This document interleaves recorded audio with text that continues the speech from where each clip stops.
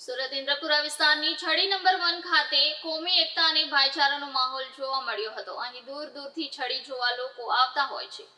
સુરત વિસ્તારમાં છડીનો કાર્યક્રમ યોજવામાં આવ્યો હતો। આ પ્રસંગે હિન્દુ મુસ્લિમની એકતા અને ભાઈચારા જોવા મળી હતી। અહીં ઘણા વર્ષોથી હિન્દુ મુસ્લિમ ભાઈઓ આ તહેવાર સાથે મળીને ઉજવે છે। ખાસ વાત એ છે કે છડીને જોવા અમદાવાદ, વડોદરા, ભરૂચ અને સુરતના લોકો આવતા હોય છે। સુરતમાં વાલ્મીકી સમાજ દ્વારા છડી મહોત્સવની ધામધૂમથી ઉજવણી કરવામાં આવતી હોય છે।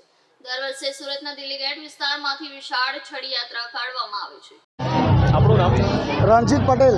રણજીતભાઈ, કયા વિસ્તાર છે અને શું કાર્યક્રમ? ઇન્દ્રપુરા વિસ્તાર છે, છડી નંબર 1નું મંદિર છે અમારું અભ્ય, અને ગુજરાત ખાતે અમારું છડી ઉત્સવનું મહત્ત્વ છે। એમાં અમદાવાદ, ભરૂચ, બરોડા અને સુરત 4 જિલ્લામાંથી અમારે આ છડીનું કાર્યક્રમ કરવામાં આવે છે। શું કહેવા માંગો છો સમાજના લોકોને? હું સમાજના લોકોને એક વસ્તુ કહેવા માંગીશ કે જે નવી પેઢી છે તેને મેં એવું કહેવા માગું છું કે જે આપણે આ વ્યસન કરીએ છીએ તે વ્યસન નહીં કરવો જોઈએ। કેમ કે આપણે જે છડી બનાવીએ છીએ તે આપણા ઈષ્ટદેવનું એવું કહેવું છે કે આપણે પોતે એને ઉચકીને ચાલવાનું છે। એટલે તમામ યુવાઓને મારી આ મેસેજ છે કે જે નશો કરે છે તે પ્લીઝ નશો નહીં કરે, અને આપણે તો આપણા બાપ દાદાથી કરતા આવેલા છે આ કામ, તે આપણે આવું લઈને જ ચાલવાનું છે।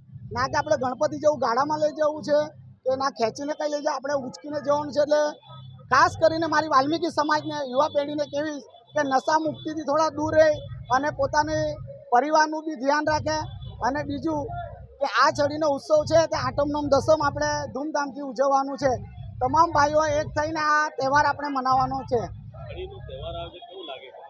તો છડીનો તહેવાર આવે એટલે અમને આનંદ થઈ જાય કે નોમ દસમ અમારી વરસ ગયું ને પાછું આવી ગયું, એટલે અમને ખૂબ જ આનંદ થાય છે। અને બીજું કે મારા સાથી મિત્રો છે, અમે પટેલ કહેવાઈએ, એટલે પટેલને સહકાર અમારી આ પ્રજા જ આપે છે। એટલે એ પ્રજાનો સહકાર મળે છે, એ હિસાબથી અમે ધૂમધામથી આ પ્રોગ્રામ કરીએ છીએ। કેવી માનતાઓ લોકો લે છે? ઘણા લોકો માનતાઓ લે છે, જેમને બાળક નહીં થતું હોય, અચ્છા કોઈ માંદું દુખ્યું હોય કે દોરા ધાગા અમે આપીએ છીએ, તો અમારા મંદિરે ગુગાવીના નામથી એમને બાંધીએ છીએ તો સારા થઈ જાય છે। આપણું નામ, કઈ જગ્યા છે ને આ ઇન્દ્રપુરા વાલ્મીકી નિવાસ, તમારું નામ બોલો? છડી નંબર 1નું મંદિર, સુરત। સારો પ્રોગ્રામ છે આજે? મારું નામ પ્રવીણભાઈ બાબુભાઈ પટેલ, છડી એકના વહીવટ કરતા। આ છડીનો ઉત્સવનો કાર્યક્રમ છે અમારો, કે જે આજે 400 વર્ષ પહેલેથી અમે આ કરતા આવ્યા છીએ। એ નોમ અને દસમ, આઠમ નોમ દસમ 3 દિવસ અમારો છડી નોમનો કાર્યક્રમ છે।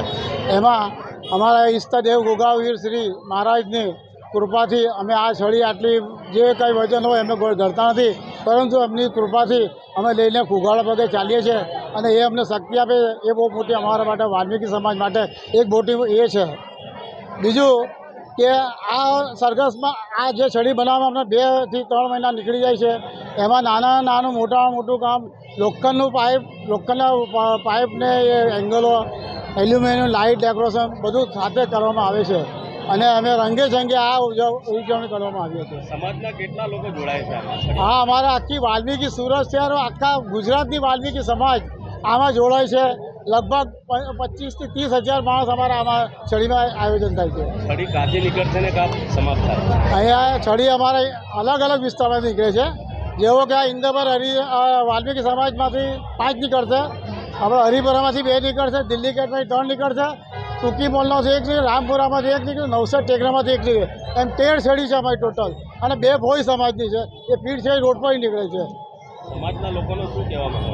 અમારા સમાજના લોકોને એટલું જ કહેવા માગું છું કે અમારા સમાજના લોકો આપણા રંગે જંગે આ તહેવાર ઉજવે, અને ભાઈચારો રાખી, એકતા રાખી, સબ લોકો સાથે સારું વર્તન કરી, પોલીસ ખાતા હતા જે સારો બંદોબસ્ત આપે તેમના માટે બી અમે એક સારી રીતે કરીએ છીએ।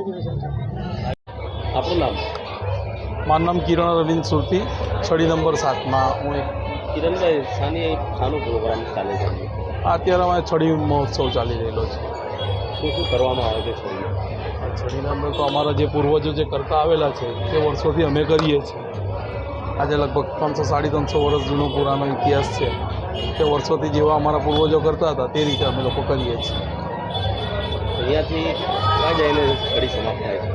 અમારે દિલ્હી ગેટ બાલવાસ હોટલની સામે અમારા ઈષ્ટદેવનું મંદિર છે, ગોગાવીર મંદિર. બાલવાસ હોટલની સામે ગોગામેડી ભવન, તેની સામે અમે 13 છડી અમારી ભેગી કરીએ છીએ ને 2 ભોઈ લોકોની છે તે બધી ત્યાં એક રાત રોકાઈ છે.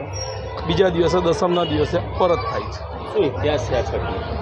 આ ઇતિહાસના અંદર તો આ અમારા એક ઈષ્ટદેવ છે જે જાહેરવીર છે ગોગાજી મહારાજ, તેમની એક રચના છે આ, તેના લઈને અમે આજે વર્ષોથી આ કરતા આવેલા છે. કેવી કેવી માનતાઓ પૂરી થાય છે? અહીંયા જેવી રીતે કે કોઈને નિસંતાન હોય તેને સંતાન મળે છે, બીજું કે કોઈને સુખ સમૃદ્ધિ મળવા માટેના હોય, સુખ શાંતિ જોઈતી હોય તેનામાં. છડીનો તહેવાર આવે તો કેવો ઉત્સવ લાગે? અમારે એવું સમજવાનું કે અમારા ઘરમાં વાલ્મીકી સમાજમાં દિવાળીનો તહેવાર જેવો હોય છે. તો યુવા પેઢીઓને શું કહેવા માંગો છો કે છડી બેસે? યુવા પેઢીને તો મારે એક જ સંકેત કહેવાનો છે કે જેવી રીતે અમે અમારા પૂર્વજોનું બાપદાદાઓનું સાચવીને ચાલેલા છે એવી રીતે એ લોકો બી સાચવીને ચાલે. આ અમારા ઈષ્ટદેવ છે, આ અમારો પર્સનલ પોતાનો એક વાલ્મીકી સમાજનો તહેવાર છે. કેટલા લોકો આ છડીમાં જોડાય છે? લાખોની તાદાદમાં છે. અહીંયા અમારે 4 છડી છે, સામે છે, અહીંયા છે, એની બાજુમાં છે, એની બાજુમાં છે. ખરેખર ઇતિહાસ ત્યાં છે, તેના લઈને એકબીજાના પ્રત્યે અમે લગભગ 150-200 માણસો એક છડીના અંદર